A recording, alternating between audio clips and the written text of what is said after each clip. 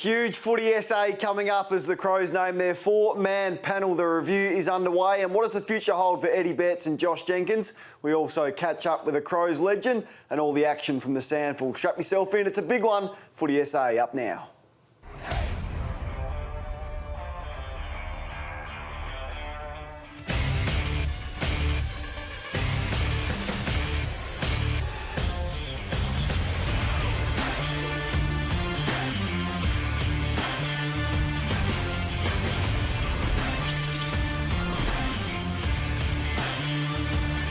Good evening and welcome along to Footy SA. Big edition. None of our clubs are playing finals, but the finals set to get underway this Thursday night. We can't wait for that. Big games happening in the SANFL and the fallout for the Crows begins now. A Crows legend, a Malcolm Blight medalist along for the ride as always. Bernie Vince is in the house. Bernie.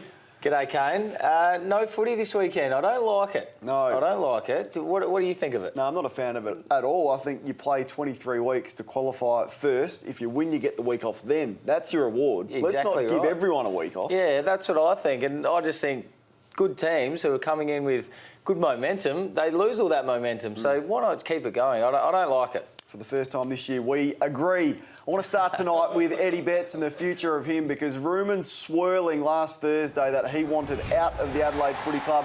It's our Kia big moment number one for the V6 twin-turbo Kia Stinger. It is the West Australian car of the year. There has been reports in the Australian on Friday. He's told the Crows he wants out. Bernie, set to join Carlton. What's your read on this and what do you think? Well, I don't know. I'm not sure about this Carlton thing. It's sort of come out late. I thought Gold Coast was probably his suitor. But I guess it'd be a bit of a fairy tale. Started his career there, kicked a lot of goals for Carlton and a bit of a fan favourite back there still. So it'd be a bit of a fairy tale finish for him. But whether or not it happens, I feel Gold Coast are probably the front runners there. Let's focus on it from an Adelaide point of view. Is it the right move to move on from Eddie Betts? Going to be 33 by round one next year. Played 21 games, kicked 37 goals this year, lost his place and was dropped during the year. They're going to go younger. We know that. Sam Jacobs probably going to move on as well. Andy Otten, Douglas is retired. Right move for the Crows to move on Eddie Betts? I don't think so. I think keep him. He's still a very good backup as that. It's a tough position to play as small forward. There's not many do it very well in the AFL and he's done it well for a number of years. So I think keep him. He's got another year to run on his contract. Why not? Unless you're trying to free up cap space or something like that, which they possibly could be doing. But keep him, and he's a fan favourite. So I tell you what, there'll be some people that are bitterly disappointed, supporters in particular, that if he ends up going to it's probably to the Gold Coast or back to Carlton. Be a real shame if he doesn't finish his career at Adelaide, considering the popularity and the joy that he's brought to the crowds. The other one is Josh Jenkins. Now, he won't be at Adelaide next year, but he's keeping he's playing a pretty straight bat. Let's have a listen to Josh on RSN Radio today. That's where we live. That's where my contract says I'll be playing. And I know this time of year there's so much talk about player movement, transactions and trades, and it's only going to become more and more. And I guess we're at the epicentre of it because of the review and the amount of players I think we should move on. But honestly, at the moment, till I hear otherwise, I'm preparing to be a Crow. Pretty straight bat from Josh Jenkins. I think you'd find he wants out. The only sticking point to that is there a club willing to pick up the 2 years to go on his contract? Now, Adelaide will probably have to pay some of that. They want him out. I think he wants to be out, but he's got to find a home. Yeah, I like the call, I live in Adelaide. It'd be a bit strange if he lived somewhere else and played for Adelaide, but very straight bat, wasn't he? Yeah, someone's certainly going to have to pick up a bit of the pay packet, and whether he suits, I don't know. I haven't thought about it enough to make a call. Your old club, Melbourne. We need a key. I'll tell you what, Melbourne need key forwards. Yep. And, yeah, Pinch potentially. Help Maxi gone out in the ruck. Yeah, we need a second ruck too. I'll tell you what, you've just picked... There we go. Melbourne. I'm not sure they got the money, though. The other one is Essendon and also probably would find a home at the Gold Coast. But highly unlikely Josh Jenkins is at Adelaide next year. Now, the Crows have been the hot topic in Adelaide, front and back page of the paper for a week. They are having an external review and the fans have had their say. It's been a big talking point. We wouldn't put ourselves through an external review if we weren't fair dinkum about making the changes that are needed. So, look, if it's, as I said, if it's me that's got to go, Andrew Fagan, Don Pike, Taylor Walker, Brett Burton, or players or anyone at the football club, the club's bigger than the individual. The decisions that need to be made will be made, and hopefully we're going to have a better year next year. I mean, you appoint people at football clubs to do roles. You've got a board, you've got a CEO, you've got a football manager. If you have to go external to the football club, we'll just sack your CEO and sack your football manager straight away. But to actually do this, to have an external review on what you are getting paid, a lot of people are getting paid a lot of money internally to actually make those decisions. I think this is the weakest I've ever seen the Adelaide Football Club. This is a mediocre football club, and until someone actually grabs it by the throat, changes it, it's going to continue. If you're one of the senior guys that's a part of it, and I've lived it, when your club decides to blow it up and start again, it is a really, really difficult thing to swallow. A divisive topic, no doubt. Now, the four-man panel has been finalised. Matthew Pavlich, Jason Dunstall make up that. They give the footy now to it. What do you think about Pavlich and Dunstall on the review committee? Yeah, I like it. They've been around good football clubs for long periods of time, and they'll make the right calls. And it's good to see someone, I guess, external away from the Adelaide Football Club making these calls. But what they've done is they've promised change. So whatever they find, they have to act on now, because they've made the call. What I don't want to see come out of this is we waste all this time talking about it and seeing what they're going to do. They find all this stuff and nothing happens. So if they've put their head on the chopping block now, they're going to make the call. I agree with you. The fans want change. There needs to be some form of change. Now, Rashudo says whether that's him, it won't be him, but whether it is the coach Don Pike or the footy manager Brett Burton, I'd be surprised if it is, but who knows? Let's wait and see. In about 4 weeks, they will hound down those findings and hopefully they become public. Let's move on to the Sandford. Big game, the Sandford showdown on the weekend. The first final saw Norwood beat Sturt. The Redlegs got through in a terrific game, but this was the second game. Double header. And the big story was Big Peter Laddams. 23 disposals. Bernie had 6 clearances, 23 hit-outs and 2 goals, including that one, which is unbelievable for a ruckman. I think he's a genuine star of the AFL. He moves well, doesn't he? And this is the big reason, I guess, Port Adelaide are moving on Paddy Ryder, because they see this, and they've seen this probably over the last couple of years that we haven't seen, and now we're starting to see him come and play in big games too, in AFL games, and what he did on the weekend was really special. It's going to be fascinating to see how they fit in, also Lysett and Laddams next year, because both want to lead the ruck. They're both genuine ruckmen. Righto, it's this time where I get a little bit nervous about it. It's time for the Kia Top 7. Of course it is, all thanks to Kia, home to Australia's best 7-year factory warranties. Promised me a big one, so let's hope he delivers. And hopefully he doesn't take aim at me like usual. What'd you find? Well, it's a bit hard when there's no footy on the weekend, mate. So I don't need a big pump up like that just to let me fall back down. But we'll see how we go. Make it good. First, I want to start. Look at this bench. Like, there is some serious talent on that bench. Why aren't you playing? On the doctor. I had a footy final on the weekend, mate. I can't play 2 games in a weekend. I'm not that fit. Not as fit as you. But what about this bit of special hit? Bang, straight into the... You can't see it. It hits the goal umpire in the face. Oh, no. Right, Wangini, you're better than that. Around the lack of pressure here from one of my favourites, Andrew McLeod. Like, that seagull was doing more than Andrew McLeod. He played 344 games. He couldn't stand that seagull. Anyway, next. Your mate. I think he might have cut himself shaving here, did he? Or I think it was meant to be war paint, but he was seriously, he'd lost it that night. He was right on. What about this? I like this though from the big Roo. What about that for a talk? Still got it. Still got it. Bang. And that's just before he come off with that knee and I ruled him out of the game as the club doctor. Have a look at this. He looks a little bit ill, Koshy. Have a look at that. Not bad. He's actually arms are bigger than his legs. Put some shorts on. But this is my favourite Sunday. What about this? Here we go. Clint Eastwood. Here he comes. The Mr. Cool Cat of the football industry. I like this, Kane. Please keep doing this. This is very entertaining when you start doing this sort of funny stuff. So keep funny. That's what I'm saying. Yeah, keep funny. It doesn't come naturally. You any more of that? Freddy Krueger, apparently. Oh, Freddy Krueger, nice. Friday I the liked 13th. it. This Friday coming up as well. Very good, Bernie, at the Kia Plasma. Top 7, big show coming up. We're going to focus in on the Crows, what they need for next year. Bit of news out of Port Adelaide and the big Sandford finals all coming up. We also catch up with a Crows legend. All ahead on Footy SA.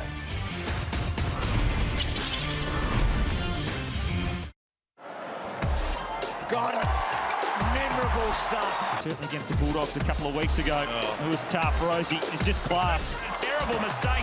It opens the door. Rosie on the boot, working it back. Rosie is quick. The chase is on. He wants the ball to sit for him. Off hands. Rosie! Yes, sir! When they've been playing really good footy and then you get some magic like this. Fine debut season for that young man. Good evening and welcome to Footy SA, all thanks to Kia, home to Australia's best 7-year warranty and OTR, who are always making life easy. Let's look at that. He was second in the Rising Star, 29 goals for Connor Rozee. Sam Walsh was the winner, and I think deservedly so, Bernie, but a bit of debate, and I'm in the Rozee camp for the future. Where do you sit on who's going to be the better player out of Sam Walsh and Connor Rozee? I'm a little bit with you. I think the Sam Walsh can be replicated. There'll probably be another 4 or 5 of him in next year's draft, but I just think Rosee's got this X factor that you just love, and he's done some things this year, and his first year, we've got to remember, some really, really special things. So I'm looking forward to seeing him more long term. I think the selector's got it right. You see Walsh's numbers there, the most disposals ever by a debut player, 25 a game. He averaged some good numbers across the board, but I just thought Rozee was outstanding. Youngest Port player to ever kick 5 goals in a game, and a significant season, playing in a position that he wasn't necessarily recruited for. Connor Rozee will also have a look at his numbers as opposed to Nat Fyfe. Well, I think there are some similarities between these two, particularly early. There's Nat Fyfe in his first season. I think he might have grown a few centimetres. In fact, he has, Nat Fyfe, and put on a lot of weight, but pretty comparable. And if he turns out to be 3/4 of the player Fyfe is, then Port Adelaide have got a pretty good one. Oh yeah, and you got to remember, Connor Rozee played in one of the toughest positions there is on the field, that half-forward role. And some of the goals he kicked were really, really special, especially for a young guy. So, and in big moments too. He seems to be the player that loves the big moment, which I love in a player. So, yep, I think they got it right with Sam Walsh, but I'm looking forward to watching Rozee long term. It's going to be a big future for the young man. Congratulations to him. Now, the All-Australian team was announced during the week. No real surprises that no Crows or Port player were named in the 22. Probably reflective of their season, to be honest. Of course, Talia and Boak were the only 2 nominated from Crows and Port in the squad of 40. I didn't have too many issues with no Boak and no Talia. I don't think Talia was ever a chance, but Travis Boak's last 6 weeks probably hurt him, just the drop-off there. Yeah, well, we talked about him all year and averaged around the 30 possession mark and was kicking goals and playing back in the midfield, which is where I think he plays his best footy. So probably especially the last 3 or 4 weeks really hurt him there, because I had him penciled in, and I was a little bit surprised he didn't make it, more so than probably you, but I thought the last 3 or 4 hurt him. Lucky there's no State of Origin anymore, because only 3 South Australians named in that All-Australian team. They were Brodie Grundy, Lachie Neale and Shannon Hearn was the vice-captain. Contrastly, 7 Western Australians. So we get smashed in State of Origin now. What's happened? Yeah, I know. I don't know. What's going on? What is happening there? You'd have to pull the boots back on. Yeah, well, I'm happy to do that. But, 3 pretty special ones, though. We've got the vice-captain, they're rippers. the number 1 ruckman, and possibly the Brownlow medalist this year. So I will back them, and we'll fool some people around them. They'll make us look better. They will. Let's go to a Crows legend. We're going to go for a drive down memory lane with a real character. You didn't play with him, but he was certainly a big feature during the 90s, played in the premierships at Adelaide, and he's a ripper. Let's go for a drive down memory lane with a Crows great.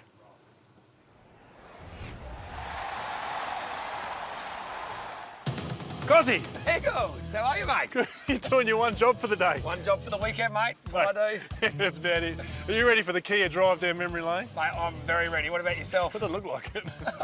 Put the bin out. Let's go and rock and roll. Oh, mate. The great Kim Costa with our Kia drive down memory lane. It's what the fans want. They've been dying for this one. Well, the number 1 poll they threw out there, your most favourite Crow of all time, Kim Costa comes up. Hey, but before you're a Crow, you're a Bulldog, Kimmy. Talk us through your little stint at the Bulldogs. I had a good time. I played with some absolute stars and some great people, you know. It's Brownlow medalists, 2 of them there, Scott Wine and Libba. Obviously, Chris Grant, Leon Cameron. It's actually interesting, all these guys now that are back in the system coaching or assistant coaches, but had a great time. I don't have time, mate. I've got 4 children, and I'm not sure if people would actually listen to my wealth of knowledge, to be quite honest. In your first year at Adelaide, though, you did your knee. It was against the Bulldogs as well, wasn't it? Yeah, it is. It's pretty ironic playing against them for the very first time at Whitten Oval. I got booed constantly. Dumps it long, perfect kick to Costa, who's getting the boos from the crowd, so they're happy with that. You change your colours and you come back to your original home, and do they give it to you? Funny story about that, it was actually, we were playing the Bulldogs and we had Shorey as the coach. Yeah. And I remember when I went down I got all the guys to come into the room at half time and try to give an inspiring speech. And I sort of like lost it and started crying. And I didn't really finish it, but one of the funniest parts to come out of that halftime speech was that Bix, our fearless leader, come up to me, put his hand on my chest, pulled his eyes out and said, "I'll try my best, mate." It was quite funny. And then end of the game, we got done. Mods has had a pretty good game. I think he's kicked about 7 or 8 goals. And Shory's yelling at everyone because he was disappointed we lost. And he's yelled out, "You blokes have let your teammate down in the other room there. He's never going to play footy ever again in his life." And I'm hearing this going, I thought it was only for 12 months. So I lost it again. And then he's done. And then he's having a crack at Mods. Mods turned around and goes, "Yeah, it's always my fault, isn't it?" He's only kicked 8. Isn't it ironic that some of the most important moments in your career were against the Bulldogs? Because we then go to the 97 prelim, which everyone talks about as one of the greatest games in Adelaide's history. Just one of those games I thought, we're done, we dusted here, we win. And to win that, like we did, was seriously pretty surreal. Like, you just still sit here now and go, how did it actually happen? What about your laser left foot lace out on the lips to Jars? I was waiting for that. Surely that was one of the first things you're thinking of asking me. You told me to ask it. You told me to say it. Well, I'll tell you two funny stories about that. So Jars, after the game, reckons he came up to me and he turned around to Shanahan and said, "You are the most unluckiest bloke in the footy world," because he said he's never done that in his whole life. And then Daryl Hart, after the game, came up to me and he went, after that kick, he's walked straight into the St Kilda coach's box, got up to Stan Alves and said, "Mate, if he's doing that, you're all over. Come now." Well, mate, it's been an absolute pleasure having Kim Costa on the Kia drive down memory lane. Wish I could have that half an hour of my life back. I've got more if you want. I've got more. Outstanding stuff from Biggles and Kimmy Costa. They didn't finish with a song. I was waiting for the Sandhook song. I was looking forward to it, but we might have to do that to the break. But Kimmy does go away with the prize pack, of course. He will love this. The hip pocket workwear and safety, they've got you covered. And FXD function by design. And also, he'll keep things cool, maybe a couple of cold ones with the Dometic CI 42-litre icebox. Dometic Mobile Living made easy. Still heaps more coming up on Footy SA, including Bernie back at the Plasma, identifying what the Crows lacked this year, and also all the results and the upcoming fixture in the Sandful. Heaps more coming up. Stay with us on Footy SA.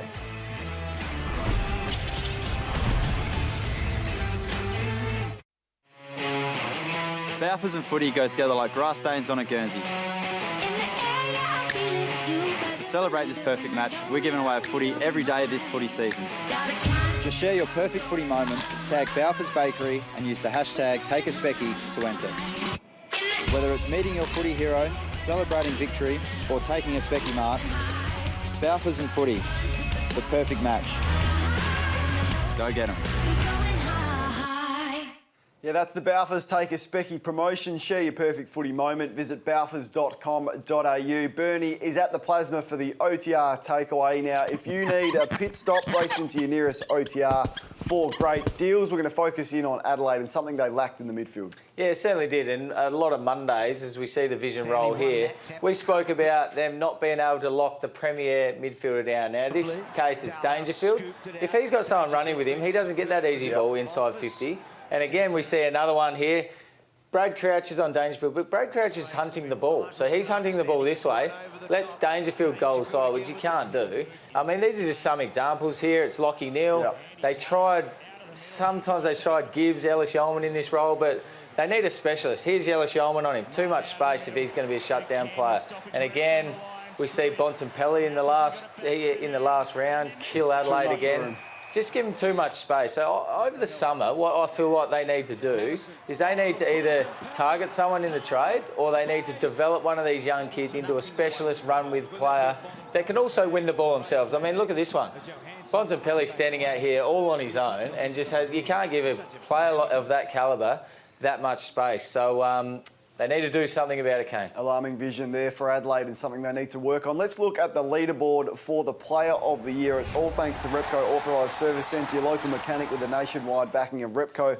Book your next car service at repcoservice.com. Now, this is from 10 to 4. We are going to reveal the winners in the top 3 next week, then the winner after that. But there you can see there's some players that had an influence this year right through, but next week we'll get to the business end from 4 to 1. I thought your man Darcy Burn-Jones might have been a bit high. He was in your votes a bit. I think you'll feature high up in Port Adelaide's best and fairest. Good winner. Probably top 3. Nathan Brown is in the house for Sportsbet. Brownie, good evening. Hey, thank you, Kane. Let's have a look at the 4 finals, and there's a couple of same-game multis in there. I love a same-game multi over the weekend.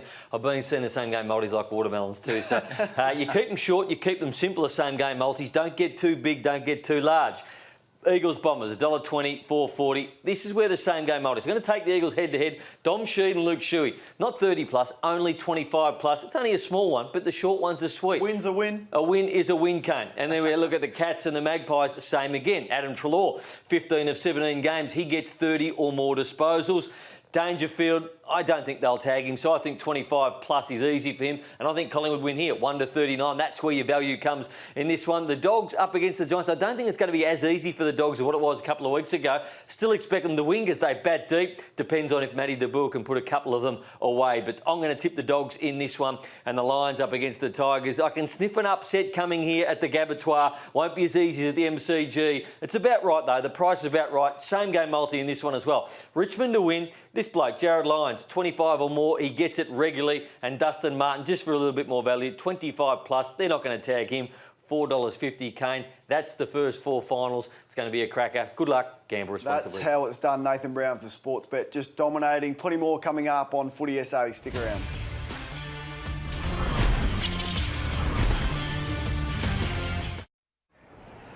Thanks for staying up on Footy SA with us. Let's get straight into our Balfours Sandful update. Buy a Balfours pie for a Sandful ticket. Visit balfours.com.au. Norwood, Port Adelaide, the victors on the weekend. Port Adelaide through to play Glenelg. And then Norwood will play the Crows this weekend. Thought Port Adelaide were terrific. Great game of footy. Bernie, Crows just were in there for 3 quarters but couldn't hang on. Yeah, they come hard late in that third quarter, didn't they? But Port, too good. Probably too good on paper too. So I'll back them in this week as well. Yeah, I think so. Let's have a look at these fixtures coming up. Adelaide and Norwood. That one is elimination. You lose, you're out. Glenelg and Port Adelaide for the right to play off in the grand final. Thanks for your company tonight. We'll do it all again next Monday night. You're a clown. See you, Penny. It's good enough for you, good enough for me.